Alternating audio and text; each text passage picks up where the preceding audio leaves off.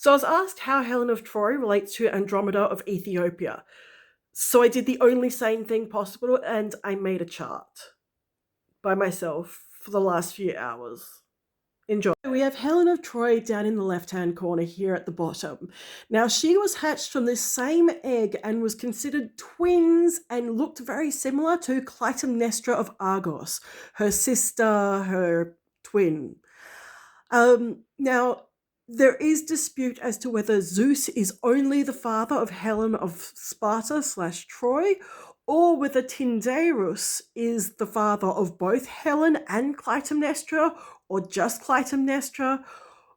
It's a bit messed up in the within all of this, but I mean, people are hatching from eggs, so what can we do?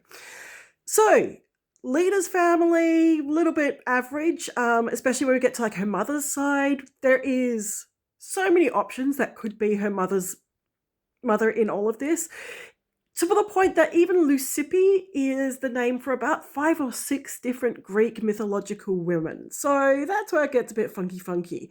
However, if we go across to Tyndareus, he is the king of Sparta. Now, interestingly enough, he is the king of Sparta, and if he has indeed fathered Helen of Sparta, then it's kind of weird that Helen of Sparta is then going and marrying Menelaus of Sparta. But you know, Tyndareus comes from Gorgophone, who was his mother.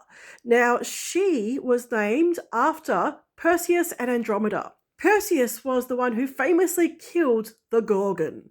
So she got the name of the woman that her father killed. But on his way back from killing the Gorgon, he met Andromeda, who was the princess of Ethiopia. And she was actually put out for sacrifice.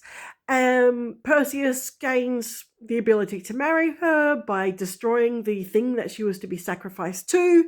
He also then went and killed her uncle, but all of that aside, you know, it was kind of weird anyway because she was going to be forced to marry her uncle. So I'd say, you know, Perseus is kind of the better option.